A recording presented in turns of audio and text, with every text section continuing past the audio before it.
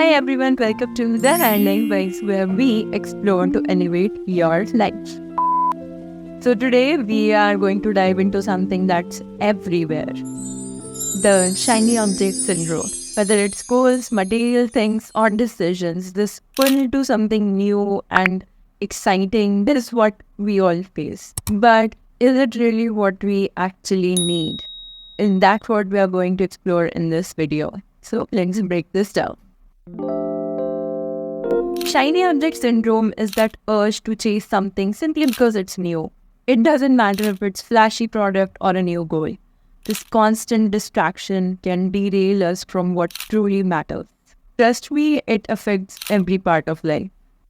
Shiny object syndrome showed up in my life and switching between different goals. So there was always some novel idea that had the potential to be that one idea that can change everything. For others, it might be literally shiny things like gold, diamond, platinum, the lifestyle of what we see, like private jet, fancy dinners, things like that. Or if it's just running to upgrade that phone that just came out new in the market. It's a pattern that we need to recognize and we need to be aware of. You might not even realize that shiny object syndrome is functioning in your life if you didn't even know about it. There are so many things that we do as humans that can be categorized into shiny object syndrome, especially in this era. But being not aware just doesn't help. Here's the thing, shiny object syndrome doesn't just mess with your material desires. It can affect how you make decisions, how you focus, and even how you manage your time. You might find yourself convincing like this new item or this new idea is the answer. Or maybe this new hobby that you think will bring some meaning to your life. Or an impulsive decision at work that feels exciting. But if you dig deeper, you realize that it isn't something that you actually need. This research paper actually covers it in terms of how healthcare leaders are drawn to the latest management trend. It affects people at every level, be it at your individual level or be it at a business level. Be it a kid who is just running after all these new video games or be it an adult running after the new passive income sources. The best way to recognize shiny object syndrome is to realize that it is actually diverting you from your original goal. If it's the business leaders making a decision, their whole goal was to make their team more productive.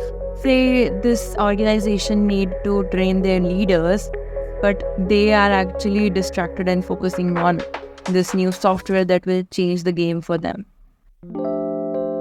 Shiny object syndrome can be linked to multiple things. It can be social media, it can be mimetic desires, it can be dopamine hit, it can be consumerism. A lot of factors play into this behavior. Platforms like Instagram are packed with influencers showing off private jets, designer bags, this huge PR boxes and luxury cars. But here's the truth. None of us really need these things. In Louis Vuitton, for example, a luxury brand actually started off because of its high-quality handicrafted luggage, and not because it was Louis Vuitton. It became Louis Vuitton because it provided that value that was so much needed at the time. But today, if you go about purchasing these luxury products just as a status symbol and not because of the functionality, or just to put it on a showpiece and never to use it, and listen, I am here not just to dash on these things and say that all these luxury items, these new products that are coming into the market are all bad or anything. It's not that. But I need you to understand that all this is actually deeply rooted into consumerism.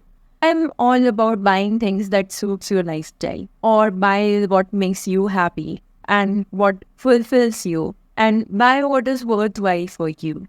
But for me, it's not the brand that matters. As a marketer, I see what the brands are doing and how they are actually shaping the society's psyche when it comes to these status symbols, get you buy the things that you don't need.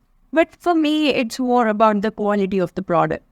I am not here to look at the brands. I will much rather prefer a handicrafted or something of a local culture I think that holds a lot more value than, say, any branded product. At the end of the day, it's about the quality spends and not something that is just as a status symbol or that is shiny in nature.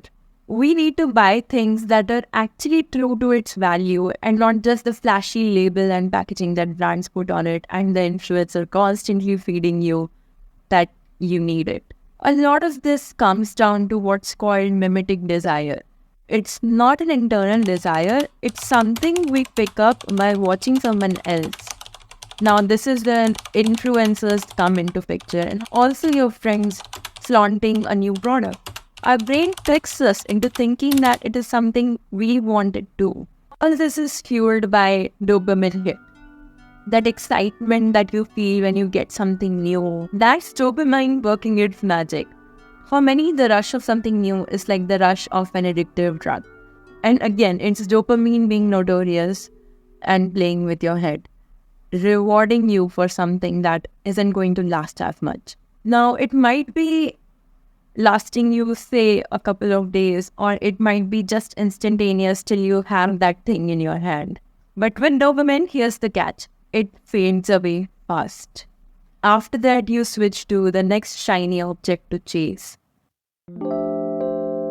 I have personally struggled with shiny object syndrome for a long time, and I didn't even know. I got to know about this terminology in itself just a few months back. But I was still in that state of chasing something shiny. And for me, like I said earlier, it showed up in the form of chasing goals. Getting a full-time job in a big city because that's what society tells you is good. There was this eternal need to chase.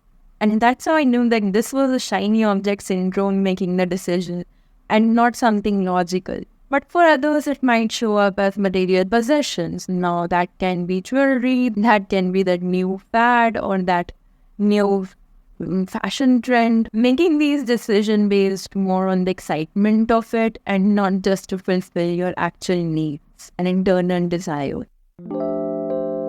So, how do I stop chasing this next shiny thing? And it starts with actually knowing that it exists. That's how it started for me. It starts with understanding what is driving these urges. Recognize from what state of mind you're making this decision, or why are you being pulled towards this because it's new and exciting, and take a step back just before acting on it. Here's what you do. Know what matters to you. Before making a decision, ask yourself if this new thing really fits your values and goals. It helps filter out unnecessary distractions. Like I said, if this thing is fueling your fulfillment, then it might be a good decision. But if it's just because of the mimetic desire or a new and novel concept that you want to own, then probably it's not something of matter to you. Delay gratification. Give it time before you act. Often the initial excitement fades with time. When you put things into your cart and you don't check out immediately, you let it sit there and marinate for a few days. It actually helps you see, okay, these are the things you probably don't need, and these are the things that you should check out. Delaying this gratification really helps you realize if it's something that you actually needed. Focus on long-term value. Think about what truly adds value to your life. It's not usually the shiny object. It's what brings lasting fulfillment. So all for today. I hope this video gives you some insight on what shiny object syndrome is, and if you are suffering from it, and definitely how you can make decisions breaking away from that. If you have been pulled into something shiny and new, then do drop a comment and let me know. I think it will be fun to read your comments and see what all things you get gravitated to. And don't forget to like this video and subscribe to the channel for more content on how to elevate your life. Thanks for watching this video, and I'll see you in the next one. Bye.